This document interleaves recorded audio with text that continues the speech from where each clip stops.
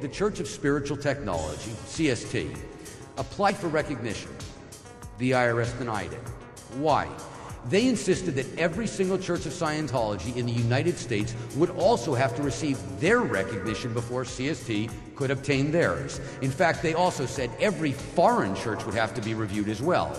But just for good measure, they then issued letters, literally out of the blue, denying all pending applications from those other churches. But we hadn't lost yet. There were several Scientology churches that already had tax-exempt recognition. And so, plans were set in motion to donate LRH's estate to one of them. When the IRS found out, they acted with lightning speed, immediately issuing revocation letters and assessments to all of them as well. And what all that meant was this: they would prevent LRH's legacy from ever reaching its destination. We would not have the tech. It could wind up in anyone's hands, and even if not, would be subject to IRS seizure for taxes, and thus not merely never preserved, but possibly lost altogether. And as for how we overcame all of that, all that need to be said is, we did, because there was no other choice. At stake was the eternity of every man, woman, and child on earth. So yes, there was no billion-dollar tax bill we couldn't pay. The $50 million in assessments against you were no more. Yes, your donations to Scientology are deductible, just like every other religion. Yes, we rolled right over Interpol 1 month later, cleaning out their 3 decades of false reports and replacing them with the book, What is Scientology? And yes, Can soon followed, meeting their unlamented demise. But when we achieved IRS recognition, here's what really happened.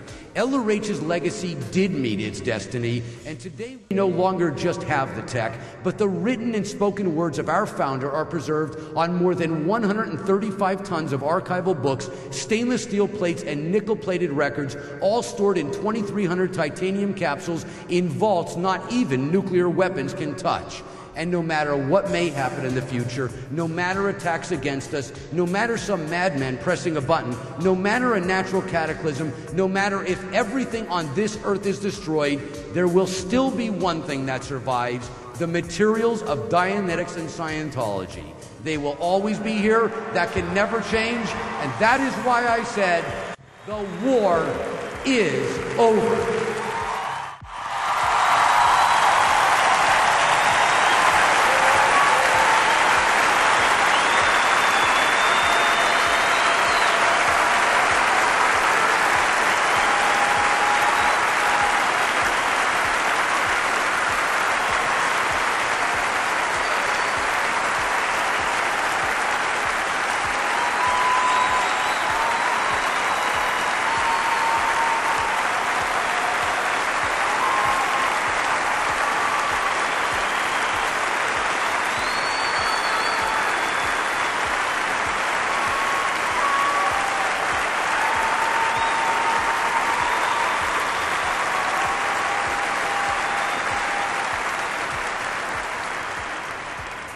So yes, that was the war, and if it had taken half a century from LRH's first breakthrough of the dynamic principle of existence in 1938 to securing the tech forever in the 1990s, we now had a responsibility to use that legacy as he intended and actually salvage a planet.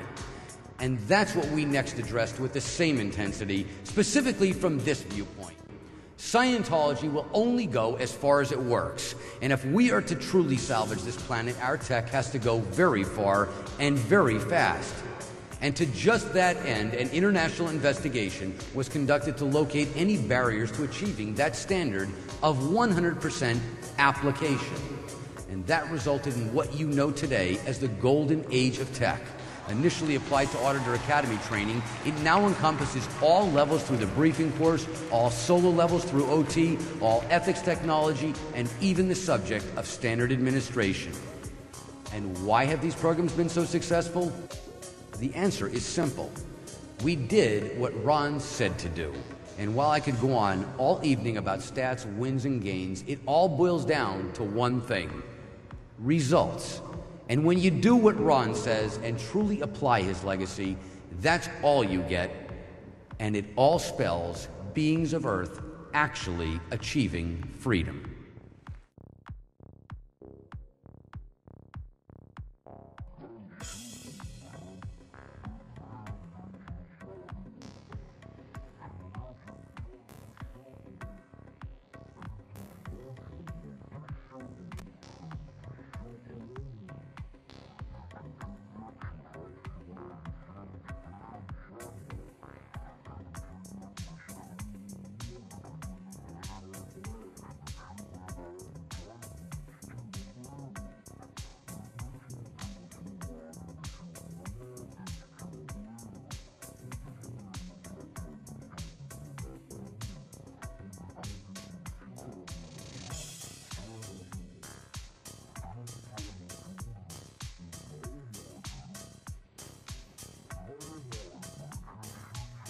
Taking a look at threats against organizations that could be classified as terrorist-related threats. Police take this very seriously and they engage in proactive investigations. This type of negative publicity can generate animosity and anger and threats.